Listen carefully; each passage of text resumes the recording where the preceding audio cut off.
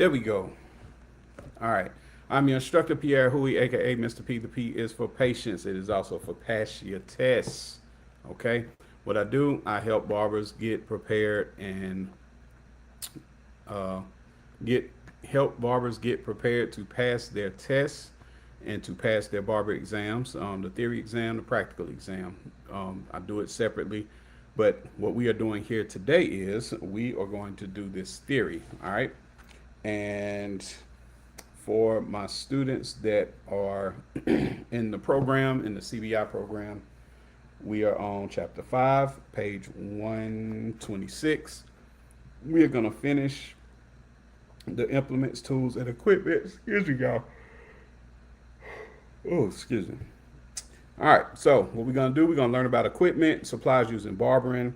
We're going to learn about the features of a barber chair, identifying types of drapes and capes, maintaining sufficient supply of towels, linens. We're going to talk about hot towel cabinets, latherizers, blow dryers, electric massagers, thermal styling tools, electrotherapy, light therapy machines, things of that nature, okay? All right, so don't have a lot of time today. It's been a long day, so we are going to get started, all right? In addition to your tools and implements, you will need certain equipment and supplies to perform barbering services. Review the following descriptions to become familiar with some common items used in the barber shop. Features of a barber chair. It is an essential piece of equipment for performing barbering services and should not be confused with a styling chair. They are different. Bear with me, please. Styling chairs are typically smaller in design and do not usually have a headrest. Conversely, barber chairs are larger in size, have a headrest, either removable or built in, and are designed to enable clients to fully recline when receiving shaving and facial services. Barber chairs are available with either hydraulic or motorized bases. Both types provide easy height adjustment of the chair. The circumference of the base should be large and heavy enough to accommodate a man's weight without tipping when the customer is in a fully reclined position. And that's a lot of times why some certain barber chairs cost more than others. Reason being, they can handle more weight. Let me get my TikTok together too, y'all. Hang on 1 second. So I heard Dre Baby big. Blah, blah, blah. Okay. All right. And today is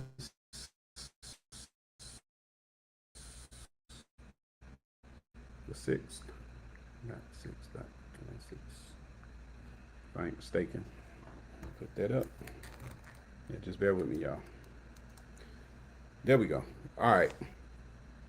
So, certain things that go with the hydraulic barber chair. You got your headrest.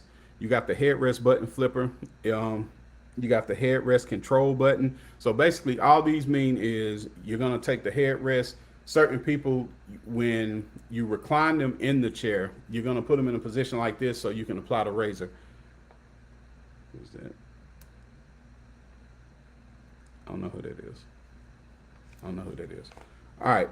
But you got the sockets, strop swivel, towel bar, chair reclining trigger, hydraulic pump handle, the side panel, the hydraulic pump mechanism gears. So that adds to the height of the chair, whether you can lift it up a certain height or drop it a certain height.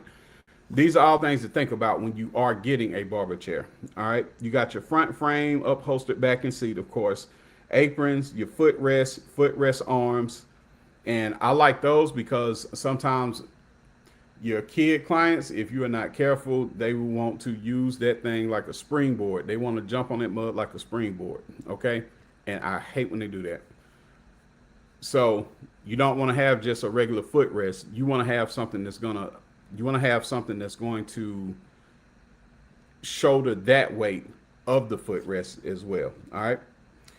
Okay. Two main types of drapes used are shampoo capes and haircutting capes. They are also known as a chair cloth.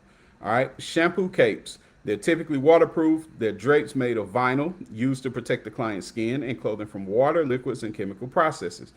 Haircutting capes are made of nylon or other synthetic materials. These draping fabrics are usually more comfortable for the client because they do not hold in as much body heat as vinyl capes. Okay.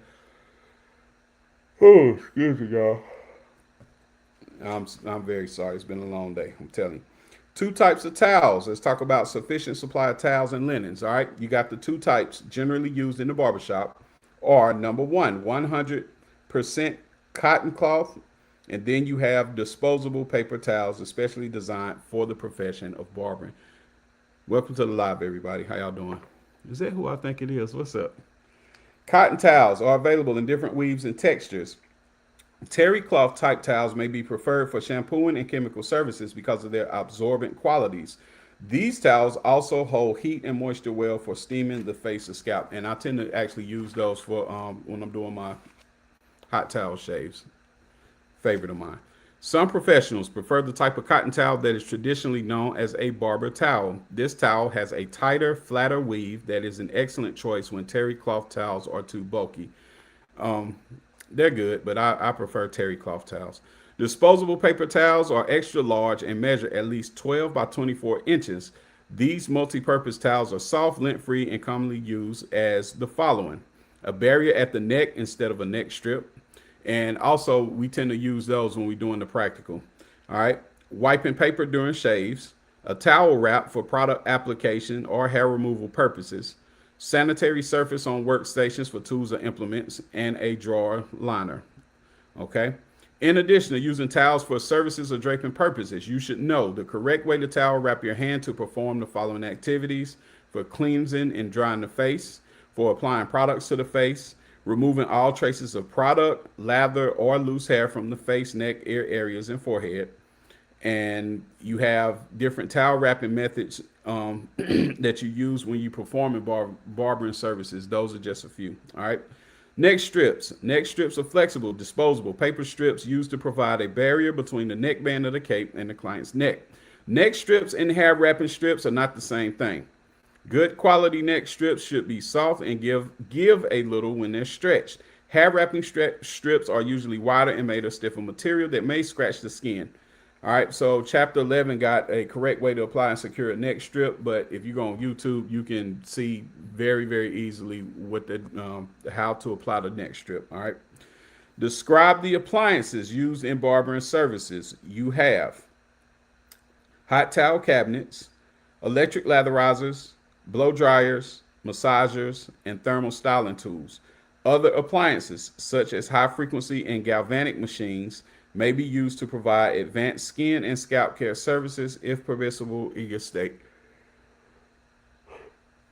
So, first, we're going to talk about the hot towel cabinet.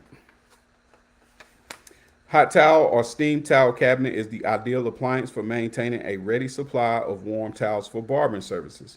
Warm towels are used during facials and shaves, but they are also appreciated during a manicure, scalp treatment, or after a neck shave. Then you have latherizers. Latherizers are lather receptacles. They are containers used to hold heat or dispense lather for shaving. The most basic and commonly used types are the electric latherizer, which I use, the press button can latherizer, and the lather mug with paper lining.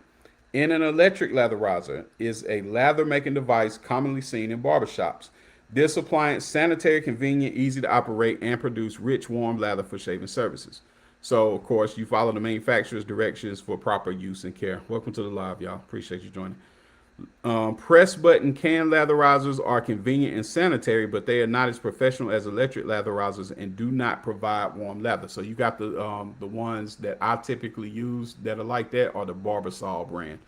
And just like they said, they're not as professional and they do not provide warm lather. Now you can heat it up, of course, but by the time you do all that, you might as well get you an electric latherizer. All right. Then you have a lather mug. They are lather receptacles made out of glass, pottery, rubber, or metal. When the lather mug is used, shaving soap and warm water are mixed thoroughly with the aid of a lather brush. Since the lather mug can harbor bacteria, it requires thorough cleaning and disinfection before and after each use.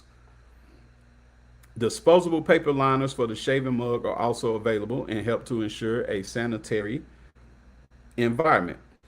You check your state barber board rules and regulations regarding the use of lather mugs and brushes. South Carolina don't care. Like all of those are acceptable. All right. Now, if you're going to be using lather in lather mugs and latherizers, of course you got to have a lather brush, right? Lather brushes used to apply the soap lather used to soften the beard. Most barbers favor the number 3 size of lather brush. I do too. The vulcanized type is the most durable since its bristles will not fall apart in hot water. To guard against contaminated brushes, many states have laws requiring that brushes made from animal hair be free of anthrax germs at the time of purchase. These brushes must contain the imprint sterilized. Lather brushes must be cleaned and disinfected after each use. Shaving soaps can be purchased in various forms and shapes. These soaps usually contain animal and vegetable oils, alkaline substances, and water.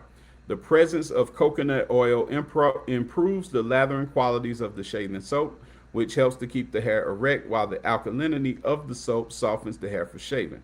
So, hard shaving soaps include those sold in cake, stick, or powdered form.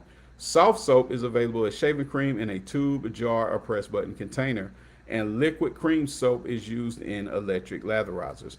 All right, for the sake of time, y'all, I'm going to stop there for the moment. I may come back tonight. If I do not come back tonight to finish this chapter off, I will definitely be back in the morning, 9 o'clock a.m. if you guys want to jump in on the study session with me.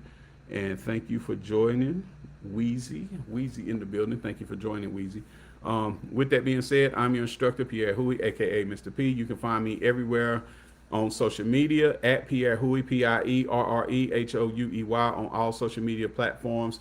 You guys have a wonderful rest of your day. Peace.